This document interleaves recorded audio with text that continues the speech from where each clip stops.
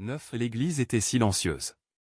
Seule, la pluie, qui redoublait, mettait sous la nef un frisson d'orgue.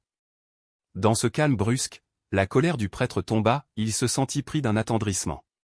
Et ce fut le visage baigné de larmes, les épaules secouées par des sanglots, qu'il revint se jeter à genoux devant le grand Christ. Un acte d'ardent remerciement s'échappait de ses lèvres. Oh! Merci mon Dieu, du secours que vous avez bien voulu m'envoyer. Sans votre grâce, j'écoutais la voix de ma chair, je retournais misérablement à mon péché.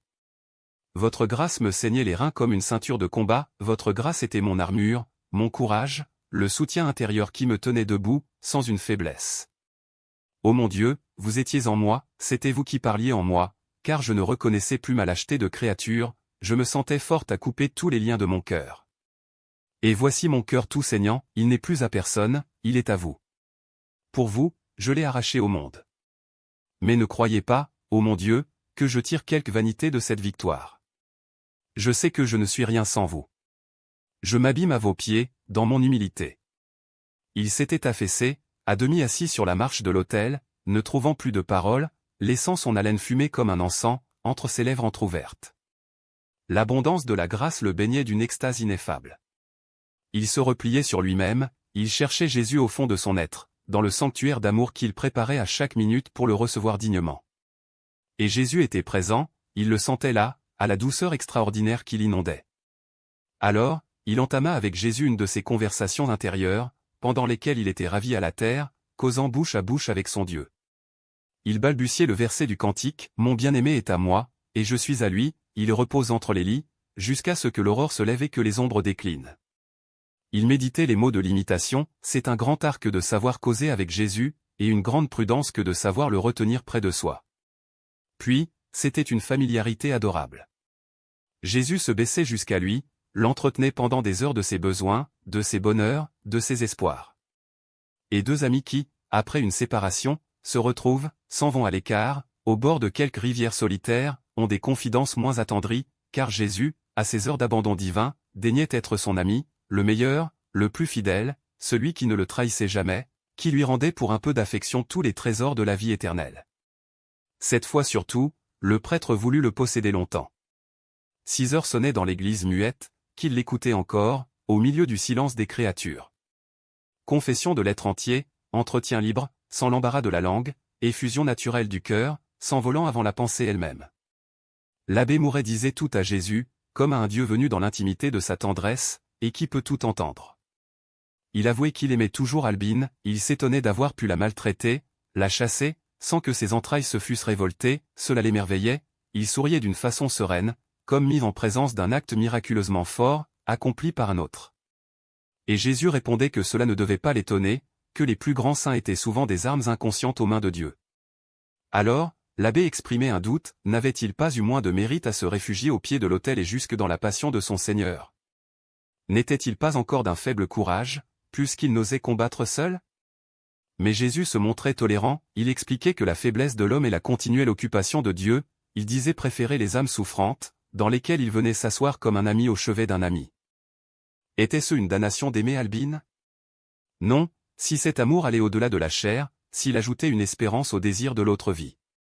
Puis, comment fallait-il l'aimer? Sans une parole, sans un pas vers elle, en laissant cette tendresse toute pure s'exhaler ainsi qu'une bonne odeur, agréable au ciel. Là, Jésus avait un léger rire de bienveillance, se rapprochant, encourageant les aveux, si bien que le prêtre peu à peu s'enhardissait à lui détailler la beauté d'Albine. Elle avait les cheveux blonds des anges. Elle était toute blanche avec de grands yeux doux, pareils aux saintes qui ont des auréoles. Jésus se taisait, mais riait toujours. Et qu'elle avait grandi. Elle ressemblait à une reine, maintenant, avec sa taille ronde, ses épaules superbes. Oh!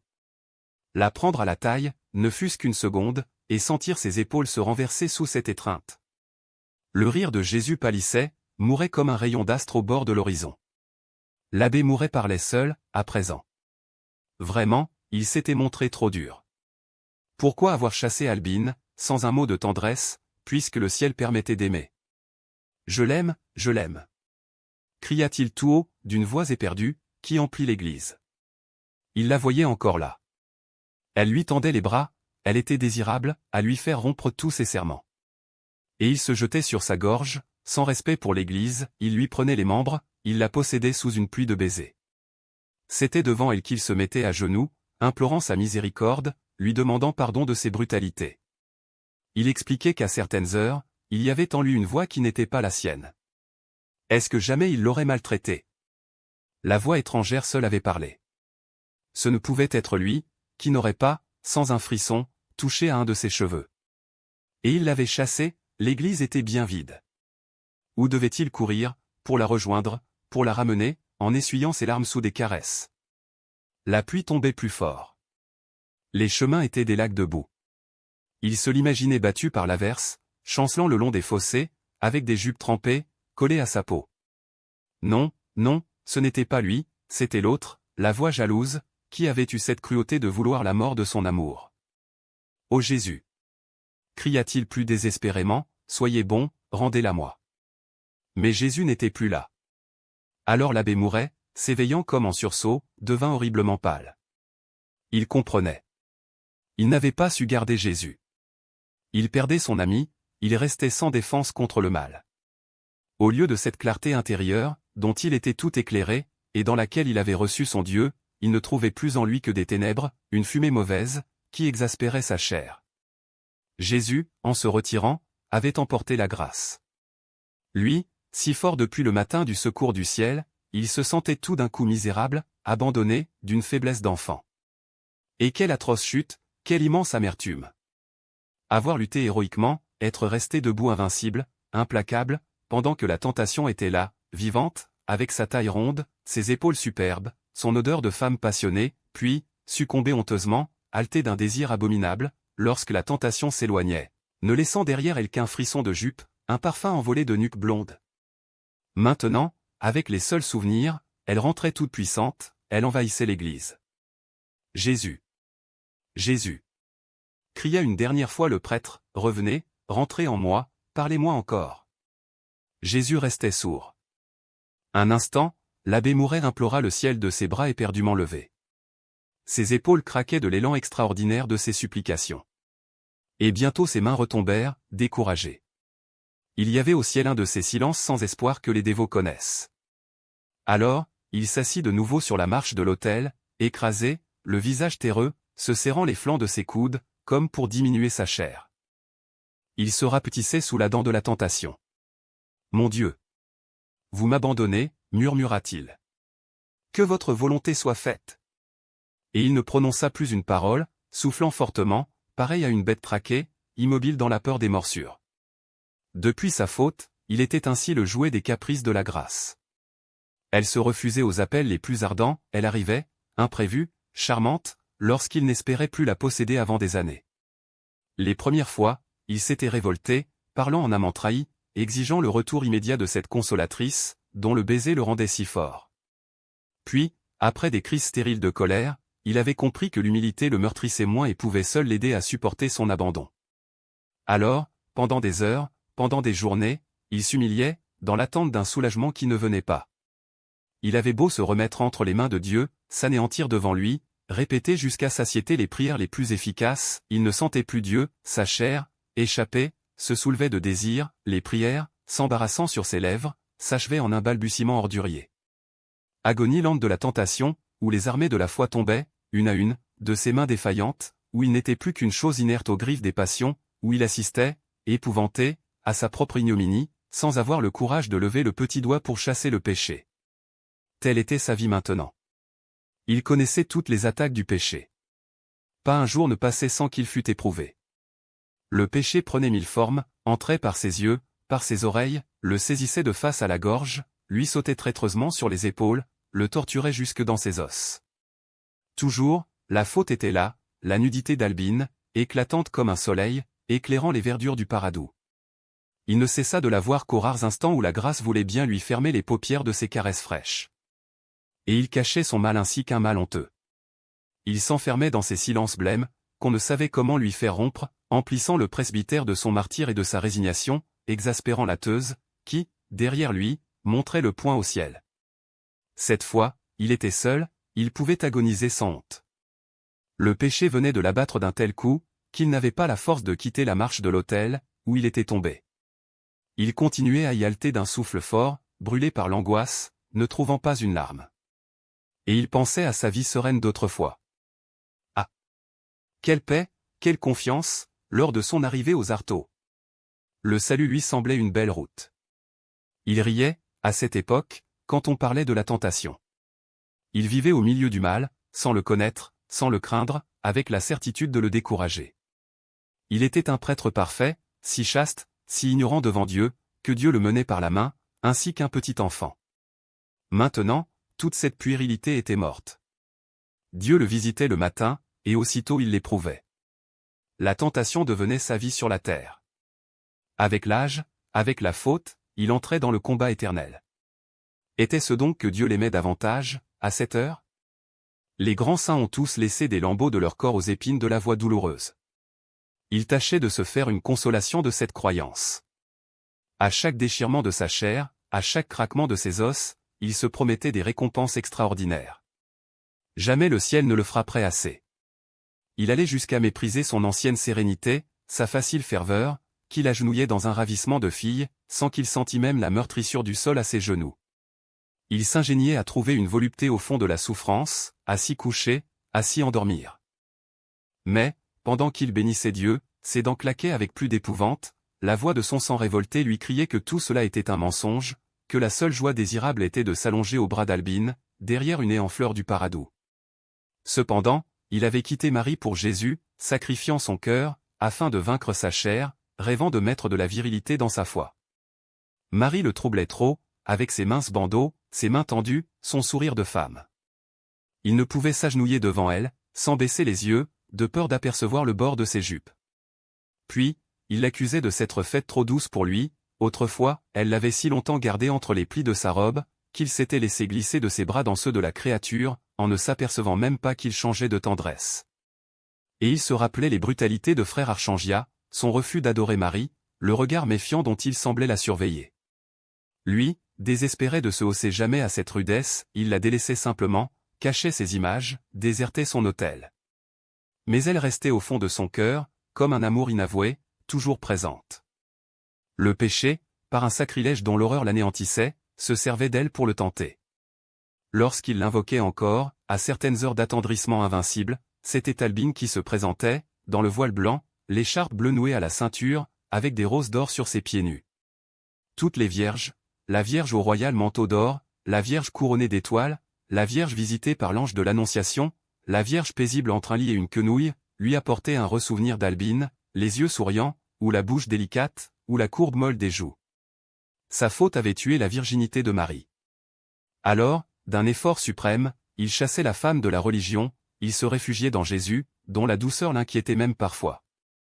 Il lui fallait un Dieu jaloux, un Dieu implacable, le Dieu de la Bible, environné de tonnerre, ne se montrant que pour châtier le monde épouvanté. Il n'y avait plus de saints, plus d'anges, plus de mère de Dieu, il n'y avait que Dieu, un maître omnipotent, qui exigeait pour lui toutes les haleines.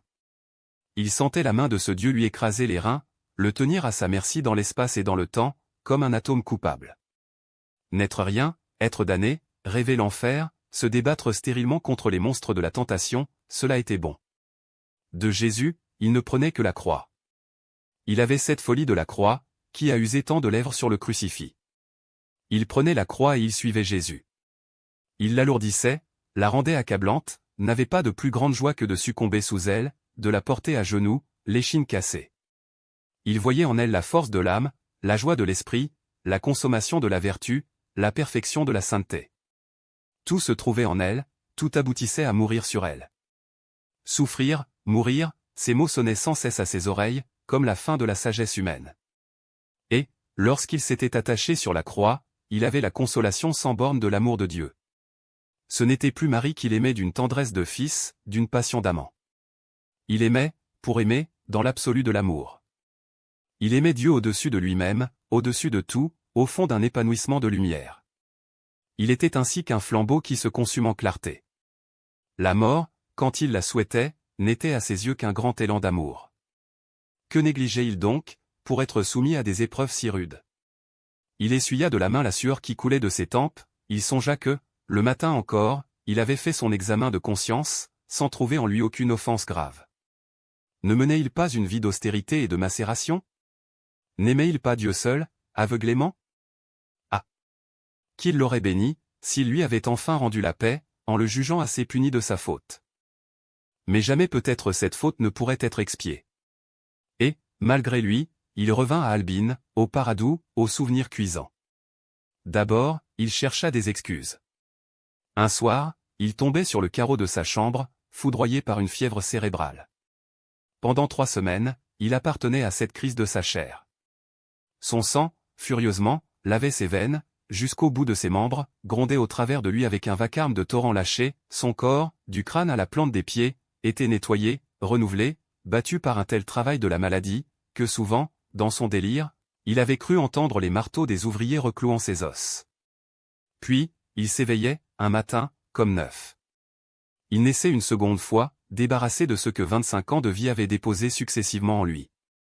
Ses dévotions d'enfant, son éducation du séminaire, sa foi de jeune prêtre, tout s'en était allé, submergé, emporté, laissant la place nette. Certes, l'enfer seul l'avait préparé ainsi pour le péché, le désarmant, faisant de ses entrailles un lit de mollesse, où le mal pouvait entrer et dormir. Et lui, resté inconscient, s'abandonnait à ce lent acheminement vers la faute. Au Paradou, lorsqu'il rouvrait les yeux, il se sentait baigné d'enfance, sans mémoire du passé, n'ayant plus rien du sacerdoce. Ses organes avaient un jeu doux, un ravissement de surprise, à recommencer la vie, comme s'ils ne la connaissaient pas et qu'ils eussent une joie extrême à l'apprendre. Oh! L'apprentissage délicieux, les rencontres charmantes, les adorables retrouvailles. Ce Paradou était une grande félicité. En le mettant là, l'enfer savait bien qu'il y serait sans défense. Jamais, dans sa première jeunesse, il n'avait goûté à grandir une pareille volupté. Cette première jeunesse, s'il l'évoquait maintenant, lui apparaissait toute noire, passée loin du soleil, ingrate, blême, infirme. Aussi comme il avait salué le soleil, comme il s'était émerveillé du premier arbre, de la première fleur, du moindre insecte aperçu, du plus petit caillou ramassé. Les pierres elles-mêmes le charmaient. L'horizon était un prodige extraordinaire. Ses sens, une matinée claire dont ses yeux s'emplissaient, une odeur de jasmin respirée, un chant d'alouette écouté, lui causaient des émotions si fortes, que ses membres défaillaient. Il avait pris un long plaisir à s'enseigner jusqu'au plus léger tressaillement de la vie. Et le matin où Albine était née, à son côté, au milieu des roses. Il riait encore d'extase à se souvenir. Elle se levait ainsi qu'un astre nécessaire au soleil lui-même. Elle éclairait tout, expliquait tout. Elle l'achevait. Alors, ils recommençaient avec elle leur promenade, aux 4 coins du Paradou. Il se rappelait les petits cheveux qui s'envolaient sur sa nuque, lorsqu'elle courait devant lui. Elle sentait bon, elle balançait des jupes tièdes, dont les frôlements ressemblaient à des caresses. Lorsqu'elle le prenait entre ses bras nus, souple comme des couleuvres, il s'attendait à la voir, tant elle était mince, s'enrouler à son corps, s'endormir là, collée à sa peau. C'était elle qui marchait en avant. Elle le conduisait par un sentier détourné, où il s'attardait, pour ne pas arriver trop vite. Elle lui donnait la passion de la terre. Il apprenait à l'aimer, en regardant comment s'aiment les herbes, tendresse longtemps tâtonnante, et dont un soir enfin ils avaient surpris la grande joie, sous l'arbre géant, dans l'ombre suant la sève. Là, ils étaient au bout de leur chemin. Albine, renversée, la tête roulée au milieu de ses cheveux, lui tendait les bras. Lui, la prenait d'une étreinte. Oh! La prendre, la posséder encore, sentir son flanc tressaillir de fécondité, faire de la vie, être Dieu. Le prêtre, brusquement, poussa une plainte sourde. Il se dressa, comme sous un coup de dent invisible, puis, il s'abattit de nouveau. La tentation venait de le mordre. Dans quelle ordure s'égaraient donc ses souvenirs? Ne savait-il pas que Satan a toutes les ruses, qu'il profite même des heures d'examen intérieur pour glisser jusqu'à l'âme sa tête de serpent? Non, non, pas d'excuse. La maladie n'autorisait point le péché. C'était à lui de se garder, de retrouver Dieu, au sortir de la fièvre. Au contraire, il avait pris plaisir à s'accroupir dans sa chair. Et quelle preuve de ses appétits abominables! Il ne pouvait confesser sa faute, sans glisser malgré lui au besoin de la commettre encore en pensée. N'imposerait-il pas silence à sa fange? Il rêvait de se vider le crâne, pour ne plus penser, de s'ouvrir les veines, pour que son sang coupable ne le tourmentât plus. Un instant, il resta la face entre les mains, grelottant, cachant les moindres bouts de sa peau, comme si les bêtes qui rôdaient autour de lui eussent hérissé le poil de leur haleine chaude. Mais il pensait quand même, et le sang battait quand même dans son cœur. Ses yeux, qu'il fermait de ses poings, voyaient, sur le noir des ténèbres, les lignes souples du corps d'Albine, tracées d'un trait de flamme. Elle avait une poitrine nue aveuglante comme un soleil. À chaque effort qu'il faisait pour enfoncer ses yeux, pour chasser cette vision, elle devenait plus lumineuse, elle s'accusait avec des renversements de reins, des appels de bras tendus, qui arrachaient au prêtre un râle d'angoisse. Dieu l'abandonnait donc tout à fait, qu'il n'y avait plus pour lui de refuge? Et, malgré la tension de sa volonté, la faute recommençait toujours, se précisait avec une effrayante netteté. Il revoyait les moindres brins d'herbe, au bord des jupes d'Albine, il retrouvait, accrochée à ses cheveux, une petite fleur de chardon, à laquelle il se souvenait d'avoir piqué ses lèvres. Jusqu'aux odeurs, les sucres un peu âcres des tiges écrasées, qui lui revenaient, jusqu'au son lointain qu'il entendait encore, le cri régulier d'un oiseau, un grand silence, puis un soupir passant sur les arbres. Pourquoi le ciel ne le foudroyait-il pas tout de suite? Il aurait moins souffert. Il jouissait de son abomination avec une volupté de damné. Une rage le secouait, en écoutant les paroles scélérates qu'il avait prononcées au pied d'Albine. Elles retentissaient, à cette heure, pour l'accuser devant Dieu. Il avait reconnu la femme comme sa souveraine. Il s'était donné à elle en esclave, lui baisant les pieds, rêvant d'être l'eau qu'elle buvait, le pain qu'elle mangeait. Maintenant, il comprenait pourquoi il ne pouvait plus se reprendre. Dieu le laissait à la femme. Mais il la battrait, il lui casserait les membres, pour qu'elle le lâchât.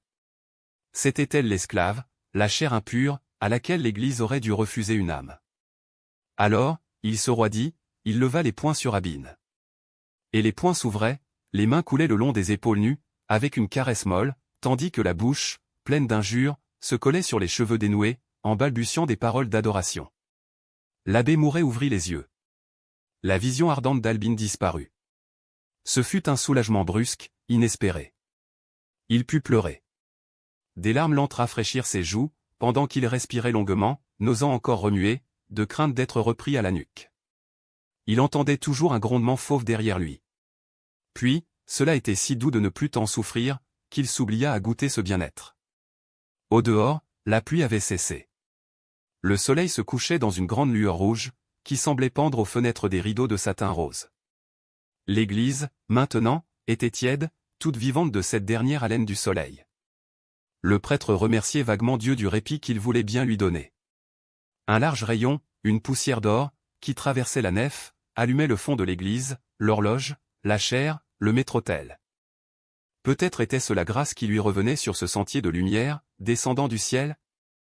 Il s'intéressait aux atomes allant et venant le long du rayon, avec une vitesse prodigieuse, pareille à une foule de messagers affairés portant sans cesse des nouvelles du soleil à la terre. 1000 cierges allumés n'auraient pas rempli l'église d'une telle splendeur. Derrière le maître-autel, des draps d'or étaient tendus, sur les gradins, des ruissellements d'orfèvrerie coulaient, des chandeliers s'épanouissant en gerbes de clarté, des encensoirs où brûlait une braise de pierreries, des vases sacrés peu à peu élargis, avec des rayonnements de comètes, et, partout, c'était une pluie de fleurs lumineuses au milieu de dentelles volantes, des nappes, des bouquets, des guirlandes de roses, dont les cœurs en s'ouvrant laissaient tomber des étoiles. Jamais il n'avait souhaité une pareille richesse pour sa pauvre église. Il souriait, il faisait le rêve de fixer là ses magnificences, il les arrangeait à son gré. Lui, aurait préféré voir les rideaux de drap d'or attachés plus haut, les vases lui paraissaient aussi trop négligemment jetés, il ramassait encore les fleurs perdues, renouant les bouquets, donnant aux guirlandes une courbe molle. Mais quel émerveillement, lorsque toute cette pompe était ainsi étalée. Il devenait le pontife d'une église d'or. Les évêques, les princes, des femmes traînant des manteaux royaux, des foules dévotes, le front dans la poussière, la visitaient, campaient dans la vallée, attendaient des semaines à la porte, avant de pouvoir entrer. On lui baisait les pieds, parce que ses pieds, eux aussi, étaient en or, et qu'ils accomplissaient des miracles. L'or montait jusqu'à ses genoux. Un cœur d'or battait dans sa poitrine d'or avec un son musical si clair, que les foules, du dehors, l'entendaient. Alors, un orgueil immense le ravissait. Il était idole.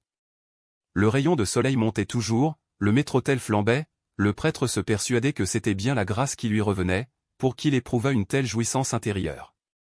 Le grondement fauve, derrière lui, se faisait câlin. Il ne sentait plus sur sa nuque que la douceur d'une patte de velours, comme si quelque chat géant l'eût caressé. Et il continua sa rêverie. Jamais il n'avait vu les choses sous un jour aussi éclatant. Tout lui semblait aisé, à présent, tant il se jugeait fort.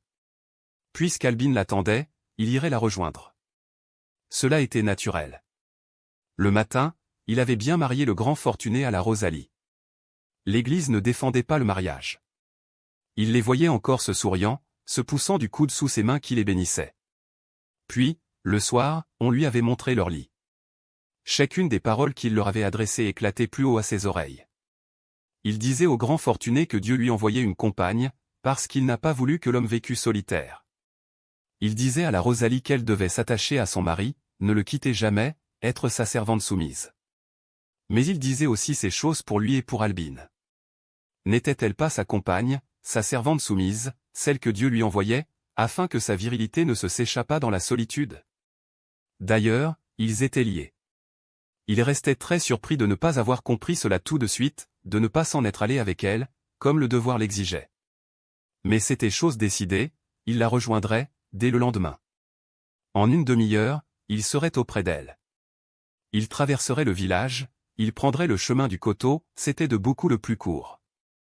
Il pouvait tout, il était le maître, personne ne lui dirait rien. Si on le regardait, il ferait, d'un geste, baisser toutes les têtes. Puis, il vivrait avec Albine. Il l'appellerait sa femme. Il serait très heureux. L'or montait de nouveau, ruisselait entre ses doigts. Il rentrait dans un bain d'or. Il emportait les vases sacrés pour les besoins de son ménage, menant grand train, payant ses gens avec des fragments de calice qu'il tordait entre ses doigts, d'un léger effort. Il mettait à son lit de noces les rideaux de drap d'or de l'autel. Comme bijoux, il donnait à sa femme les cœurs d'or, les chapelets d'or, les croix d'or, pendus au cou de la Vierge et des saintes.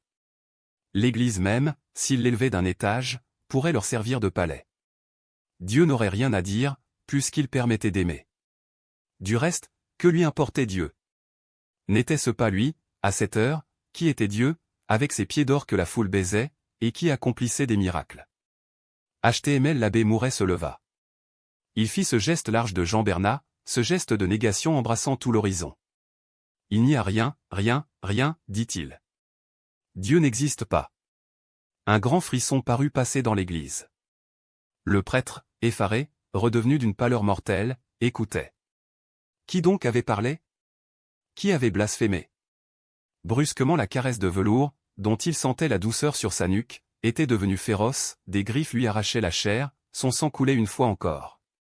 Il resta debout pourtant, luttant contre la crise. Il injuriait le péché triomphant, qui ricanait autour de ses tempes, où tous les marteaux du mal recommençaient à battre. Ne connaissait-il pas ces traîtrises?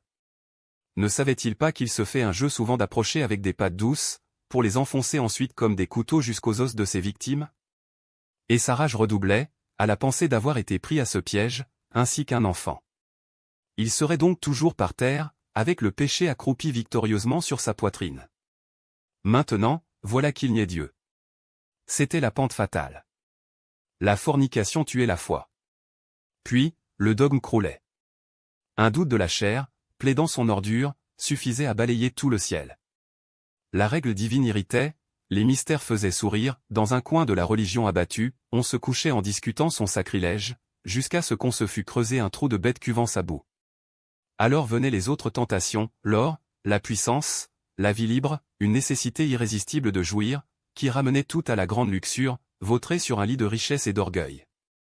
Et l'on volait Dieu. On cassait les ostensoirs pour les pendre à l'impureté d'une femme. Eh bien, il était damné. Rien ne le gênait plus, le péché pouvait parler haut en lui.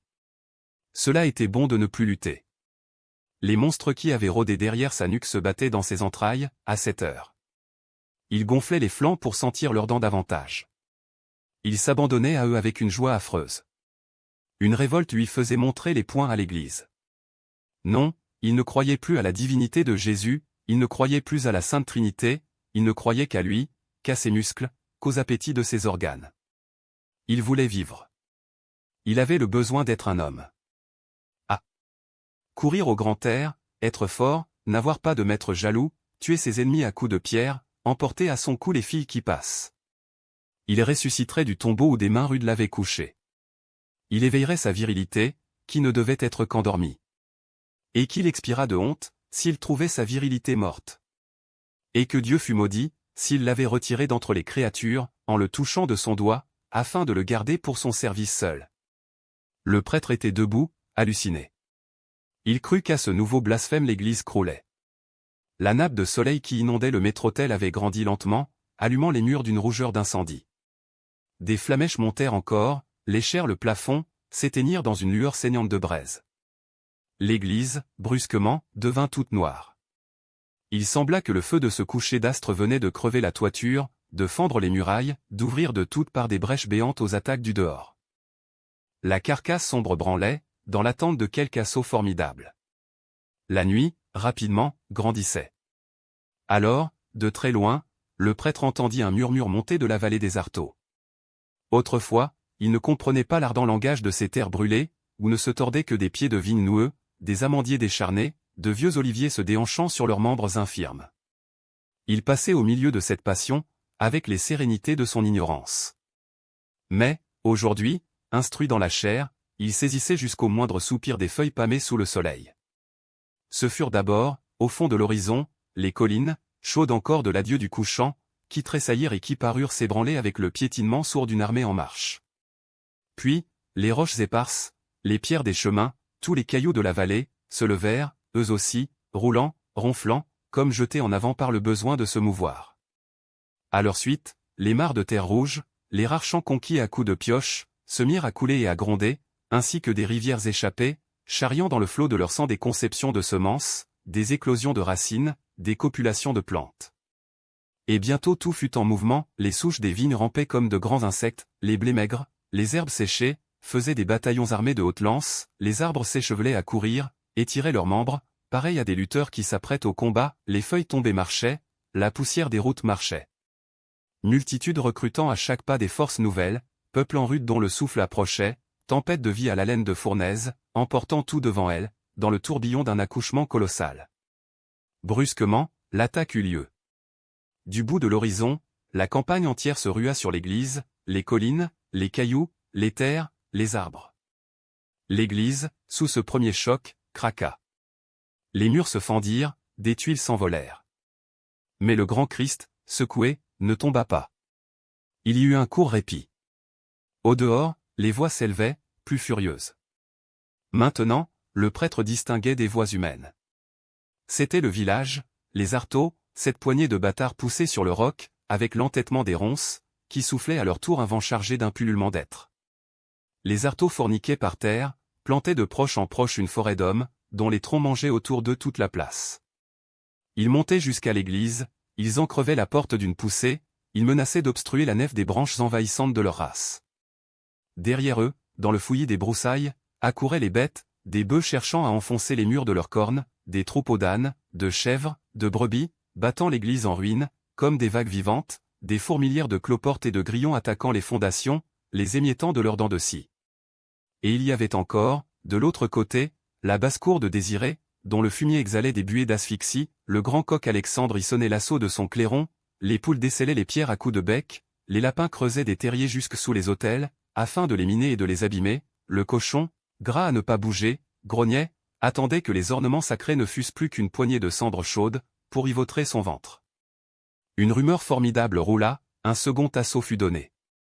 Le village, les bêtes, toute cette marée de vie qui débordait, engloutit un instant l'église sous une rage de corps faisant ployer les poutres. Les femelles, dans la mêlée, lâchaient de leurs entrailles un enfantement continu de nouveaux combattants. Cette fois, l'église eut un pan de murailles abattues, le plafond fléchissait, les boiseries des fenêtres étaient emportées, la fumée du crépuscule, de plus en plus noire, entrait par les brèches bâillant affreusement. Sur la croix, le grand Christ ne tenait plus que par le clou de sa main gauche. L'écroulement du pan de muraille fut salué d'une clameur. Mais l'église restait encore solide, malgré ses blessures. Elle s'entêtait d'une façon farouche, muette, sombre, se cramponnant aux moindres pierres de ses fondations. Il semblait que cette ruine, pour demeurer debout, n'eût besoin que du pilier le plus mince, portant, par un prodige d'équilibre, la toiture crevée. Alors, l'abbé Mouret vit les plantes rudes du plateau se mettre à l'œuvre, ces terribles plantes durcies dans la sécheresse des rocs, noueuses comme des serpents, d'un bois dur, bossué de muscles. Les lichens, couleur de rouille, pareilles à une lèpre enflammée, mangèrent d'abord les crépis de plâtre. Ensuite, les thym enfoncèrent leurs racines entre les briques, ainsi que des coins de fer. Les lavandes glissaient leurs longs doigts crochus sous chaque maçonnerie ébranlée, les tiraient à elles, les arrachaient d'un effort lent et continu. Les genévriers, les romarins, les houx épineux, montés plus haut, donnaient des poussées invincibles. Et jusqu'aux herbes elles-mêmes, ces herbes dont les brins séchés passaient sous la grand-porte, qui se raidissaient comme des pics d'acier, éventrant la grand-porte, s'avançant dans la nef, où elles soulevaient les dalles de leurs pinces puissantes. C'était l'émeute victorieuse, la nature révolutionnaire dressant des barricades avec des autels renversés, démolissant l'église qui lui jetait trop d'ombre depuis des siècles.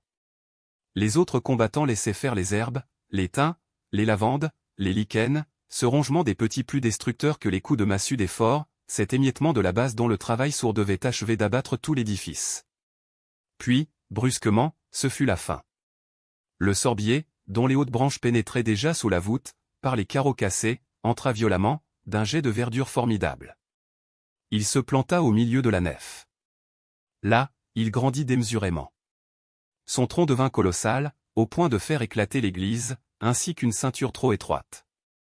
Les branches allongèrent de toutes parts des nœuds énormes, dont chacun emportait un morceau de muraille, un lambeau de toiture, et elles se multipliaient toujours, chaque branche se ramifiant à l'infini, un arbre nouveau poussant de chaque nœud, avec une telle fureur de croissance, que les débris de l'église, troués comme un crible, volèrent en éclats, en semant aux quatre coins du ciel une cendre fine. Maintenant, l'arbre géant touchait aux étoiles. Sa forêt de branches était une forêt de membres, de jambes, de bras, de torses, de ventre, qui suait la sève, des chevelures de femmes pendaient, des têtes d'hommes faisaient éclater l'écorce, avec des rires de bourgeons naissants, tout en haut, les couples d'amants, pâmés au bord de leur nid, emplissaient l'air de la musique de leur jouissance et de l'odeur de leur fécondité. Un dernier souffle de l'ouragan qui s'était rué sur l'église en balaya la poussière, la chaire et le confessionnal en poudre, les images saintes lacérées, les vases sacrés fondus, tous ces décombres que piquait avidement la bande des moineaux, autrefois logés sous les tuiles. Le grand Christ, arraché de la croix, resté pendu un moment à une des chevelures de femmes flottantes, fut emporté, roulé, perdu, dans la nuit noire, au fond de laquelle il tomba avec un retentissement. L'arbre de vie venait de crever le ciel. Et il dépassait les étoiles. L'abbé Mouret applaudit furieusement, comme un damné, à cette vision. L'Église était vaincue. Dieu n'avait plus de maison. À présent, Dieu ne le gênerait plus. Il pouvait rejoindre Albine, puisqu'elle triomphait. Et comme il riait de lui, qui, une heure auparavant, affirmait que l'Église mangerait la terre de son ombre. La terre s'était vengée en mangeant l'Église. Le rire fou qu'il poussa le tira en sursaut de son hallucination. Stupide, il regarda la nef lentement noyée de crépuscule, par les fenêtres, des coins de ciel se montraient, piqués d'étoiles. Et il allongeait les bras, avec l'idée de tâter les murs, lorsque la voix de Désiré l'appela, du couloir de la sacristie. « Serge. Es-tu là? Parle donc. Il y a une demi-heure que je te cherche. » Elle entra. Elle tenait une lampe. Alors, le prêtre vit que l'église était toujours debout. Il ne comprit plus, il resta dans un doute affreux, entre l'église invincible, repoussant de ses cendres, et Albine toute puissante, qui ébranlait Dieu d'une seule de ses haleines.